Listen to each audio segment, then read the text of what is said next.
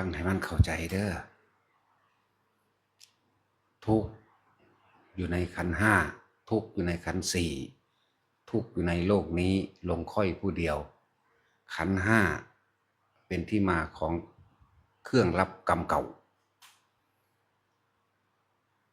ขันธ์ห้าเป็นที่มาของเครื่องรับกรรมเก่าขันธ์ห้ารูปเดี๋ยวสิว่าโดยสังขารขันธ์โดยภายนอกสักก่อนรูปก็คือร่างกายอันนี้แหละรูปเมื่อเขามีรูปร่างกายอันนี้แล้วซึ่งประกอบไปด้วยธาตุดินน้ำไฟลมแล้วมันก็ต้องมีเวทนาก็หมายถึงความรู้สึกโดยภายนอกคือทางกายสะก่อนบ่ทันลงใจเด้อสัญญาคือการจำความรู้สึกเหมือนเดิมนั่นแหละมีหิวมีร้อนมีหนาวนี่หมายถึงทางนอกสะก่อนเด้อสังขารกับเครื่องประกอบของกายนี่แหละมีตามีหูมีจมูกมีลิ้นมีกายต่างๆเรื่องว่ากายสังขารวิญญาณกับภาวะมีร่างกายวิญญาณก็คือการรับรู้ความรู้สึกทางกายเจ็บปวดแสบร้อนหนาวนี่อันนี้เอาขันธ์ห้าคือภายนอกสะก่อนอย่างว่าที่เขามาเจ็บมาปวดมาร้อนมาหนาวมาหิวนี่ก็เรียกว่าขันธ์ห้าเป็นที่มาของเครื่องรับกรรมเก่าคำว่ากรรมเก่ามันมาจากไสมันมาจากสัญญาคือสิ่งที่เราจดจำไว้ไม่อาจลืมไม่อาจละไม่อาจเลิกไม่อาจทิ้งเรียกว่าสัญญาความรู้สึกเก่าๆที่ยังมีอยู่คนเรามีความรู้สึกเก่าๆก็คือรู้สึกปรารถนาแห่งความสุขนั่นเองความสุขความสมหวังเป็นความรู้สึกที่อยากให้เป็นเช่นนี้อยู่ตลอดเรื่องสัญญาจึงว่าร่างกายนี่บอกแปลตามตัวบาลีขันธ์ห้าคือกรรมเก่าเฮาบ่เข้าใจปัจจุบันจังมาแปลให้ฟังใหม่แปลให้ฟังเกิดความละเอียดกว่าเก่าอีกขันธ์ห้าคือรูปร่างกายนี่เป็นว่าขันธ์ห้าปัจจุบันแยกออกข้างนอกให้ฟังแล้วเวทนากับเวทนากายสัญญากายสังขารกายะกายวิญญาณกายคือความเจ็บปวดร้อนหนาว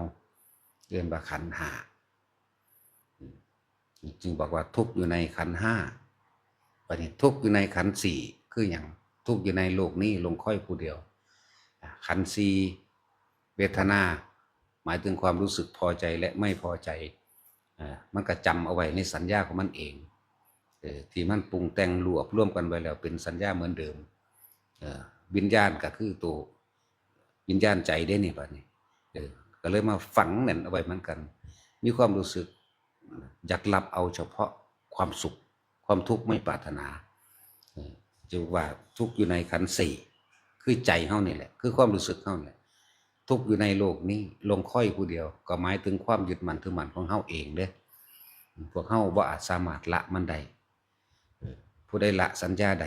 ไม่มีที่ไปของขันธ์ห้าไม่มีที่มาของขันธ์ห้าขันธ์ห้าจะไม่มีที่ไปและไม่มีที่มาคำว่าละนี่คือเหตุจังใดจึงบอก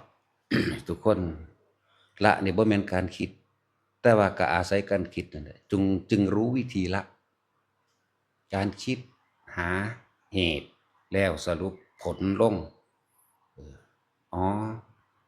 เป็นแบบนี้ถ้าเฮาบ่คิดบ่นึกบ่ปรุงบ่แต่งในสิ่งทั้งหลายทั้งปวงที่เข้ามากระทบที่เข้ามากระทบก็บ่เข้าใจอีกสิ่งทั้งหลายทั้งปวงที่เข้ามามีรูปร่างลักษณะท่าทางของบุคคลสัตว์สิ่งของแต่ความคิดจิตนี่ไม่คิดไม่นึกความรู้สึกในเวทนาพอใจและไม่พอใจเกิดขึ้นไม่ได้ดับสัญญาคำว่าดับสัญญาคือความจำอะไรวะอันนั้นช้างนี่มันคือหัวสร้างเห็นปั๊บมันก็สร้างโดดบ่หาแต่มีไผบอกม้าวัวควายหมาบุคคลคนแก่คนหนุ่มเด็กผู้ใหญ่คนป่วยคนตายสัญญามันรู้ในของมันเองอยู่แล้วมีตัวภายในเบิดได้นี่อันเว้าเพราะว่าอาศัยเครื่องรับรู้ภายนอกก็คือร่างกายเฮานี่แหละตาหูจมูกลิ้นกายตาหูจมูกลิ้นกาย มันก็รับเอาหยังลดกลิ่นเสียงสัมผัสอารมณ์ความรู้สึกนี่ลดกลิ่นเสียงอารมณ์ความรู้สึกรวมมาแล้วเป็นตัวสัญญาซึ่งเฮายังมีความปรารถนาอยู่แต่ถ้าเฮาคิดอย่างละเอียดรอบคอบดีแล้วสุตตมยปัญญาคือการได้ยินได้ฟังการอธิบายอยู่เดี๋ยวนี้แหละเป็นเหตุให้มยะก็คือใจเด้โนไม่ก็คือใจนี่แหละสุตตะเมื่อได้ยินได้ฟังแล้วก็มีการคิดพิจารณาหาข้อสรุปเกิดความรอบรู้ในสิ่งทั้งหลายทั้งปวงตามความเป็นจริงถ้าเฮายังปรารถนาในความสุขอยู่ความสุขอันเกิดจากรูปรสกลิ่นเสียงความสุขความพอใจความใคร่อยากอันเกิดจากบุคคลที่เราใคร่อยากหญิงกับใคร่อยากชายกับใคร่อยากหญิงนอกนั้นเป็นบริวารมัน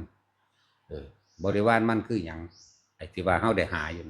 เงินทองบ้านรถที่ดินที่อยู่อาศัยเครื่องอำนวยความสะดวกสารพัดต่างๆต่างยศถาบรรดาศักดิ์และอำนาจนี่เป็นบริวารของความใคร่อยากในผัวในเมียนะที่พวกเข้ามาถูกทนหาสร้างแสวงหาอยู่เดียวนี่คืออย่างก็เอามาบำรุงบำเรอความใคร่อยากความพอใจนั่นแหละจึงว่าทุกข์ในโลกนี้ลงค่อยผู้เดียวใจนั่นแหละสั่งสมไว้เบิดทั้งเบิดก็คือความรู้สึกนี่แหละลงเจ้าของเองใจ